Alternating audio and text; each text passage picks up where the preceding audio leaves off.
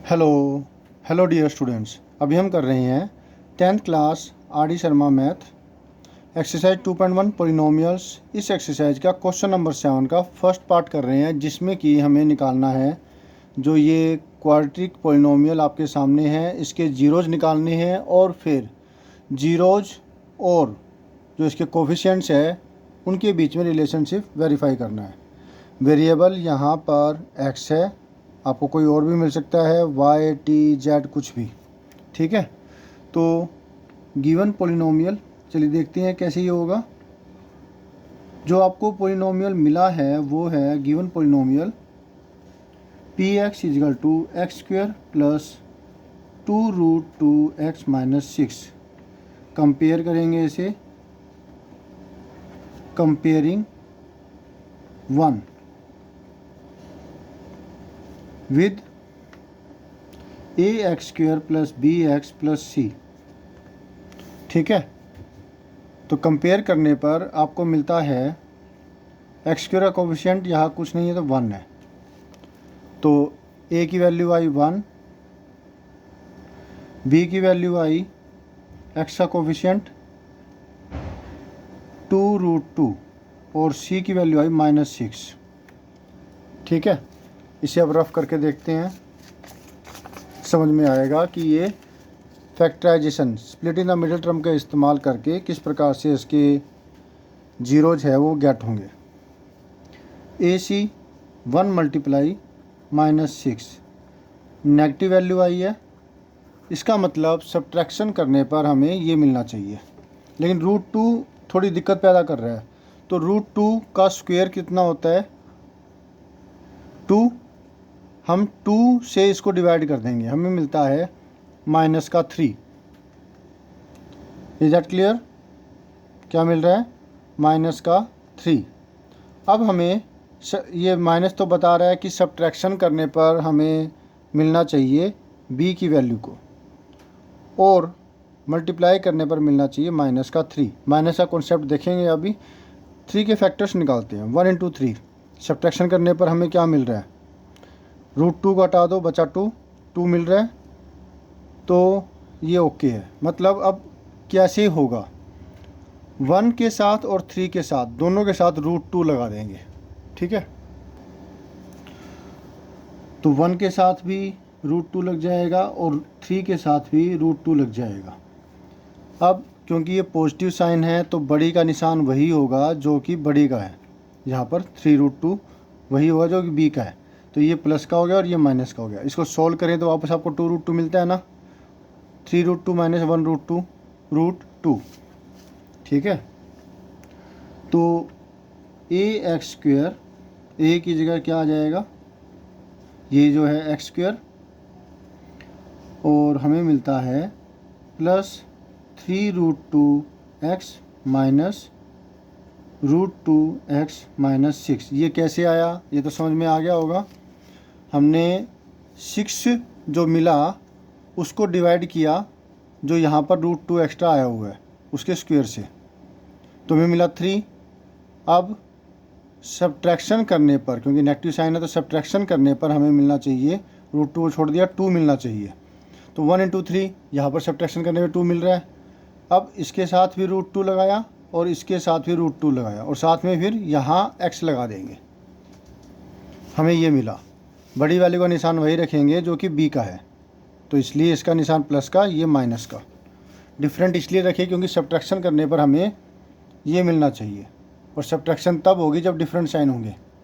Clear है? और हमने जो सब्ट्रैक्शन की वो क्योंकि वो भी समझ में आ ही गया होगा आपको, क्योंकि -6 आ रहा था ना मल्टीप्लाई करने पर। ओके, तो अब इन दोनों में से कॉमन आ रहा है x प्लस इसमें बचा 3√2, इन दोनों में से कॉमन आ रहा है माइनस और √2। अब √2 क्यों आया, 6 का मतलब क्या है, 6 का मतलब है 2 × 3, और 2 का मतलब है √2 × √2 × 3, तो √2 कॉमन ले लिया, ये बचा 3√2, x प्लस 3√2। √2 कॉमन लेने पर माइनस और रूट टू कॉमन लेने पर इसमें बचा सिर्फ x और इसमें बचा 3√2। कैसे? माइनस बाहर आ गया, 6 में से बचा ये 3√2। x प्लस 3√2 कॉमन ले तो यहाँ पर इसमें से बचा x और इसमें से बचा सिर्फ -2√2 -√2। इसको 0 के सामने पुट करेंगे। x plus 3√2 is equal to 0, x की वैल्यू आती है -3√2, एक 0 मिल गया। फिर x माइनस √2 को 0 के सामने पुट करेंगे, इसको और इसको 0 के सामने पुट करना है, तो आपको मिलता है x इजिकल टू √2। 2 जीरोज मिल गए। अब रिलेशनशिप वेरिफिकेशन हम कर लेंगे। सम ऑफ जीरोज, यानी कि एक -3√2 है और एक √2 है। जब इसको जोड़ेंगे तो क्या होगा? ये √2 का मतलब 1√2, तो डिफरेंट साइन है, सब्ट्रैक्शन होगी, दोनों के साथ √2 है, तो सॉल्व करेंगे। 3 - 1 2, निशान आएगा बड़ी वैल्यू का, माइनस का, तो माइनस का 2√2 आया। इसको हमें -b/a फॉर्म में लिखना है। तो पहले हम अब क्या करेंगे, इसको भूल जाओ, सीधा डायरेक्ट करो। अब -b/a, पहले निशान लगाओ माइनस का, b की वैल्यू, क्योंकि ये फैक्ट है कि आएगा ही आएगा। b की वैल्यू 2√2 है, ना आ रहा है तो आपका गलत है, आपने गलत सोल्यूशन किया है। बाय में a, देखिए जब इसको देखें और इसको देखें, दोनों की वैल्यू सेम है ना, इसको सॉल्व करें तो वापस यही मिलेगा, तो हो गया ना सोल्यूशन। जब ये माइनस है और ये है 2√2 x का कोफिशिएंट,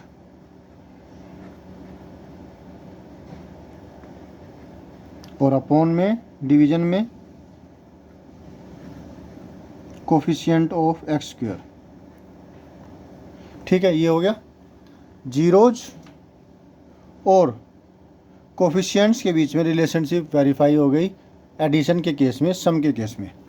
अब प्रोडक्ट ऑफ जीरोज वो आया -3√2 मल्टीप्लाई में √2,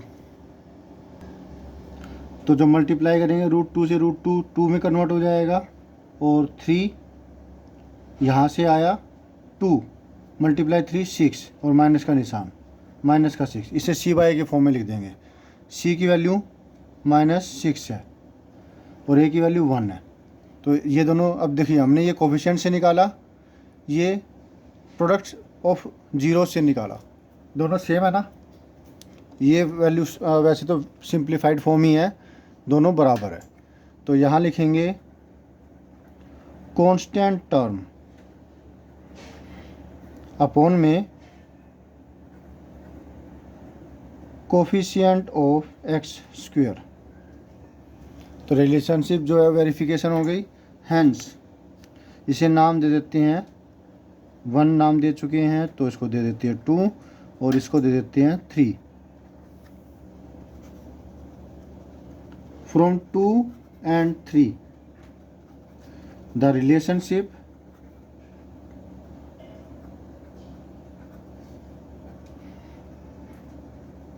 between the zeros and coefficients has been verified। Solution हो गया। इसी तरीके से कोई भी सॉल्यूशन आए उसे आप सॉल्यूशन को उसको मतलब ऐसी तरह की कोई भी प्रॉब्लम आए उसका सॉल्यूशन आप इस प्रकार से कर सकते हैं, इस प्रकार से वेरिफिकेशन कर सकते हैं। होप सो आपको अच्छे समझ में आ गया। फिर भी कोई डाउट हो तो कमेंट करके पूछिएगा। तो मिलते हैं नेक्स्ट वीडियो में। बाय।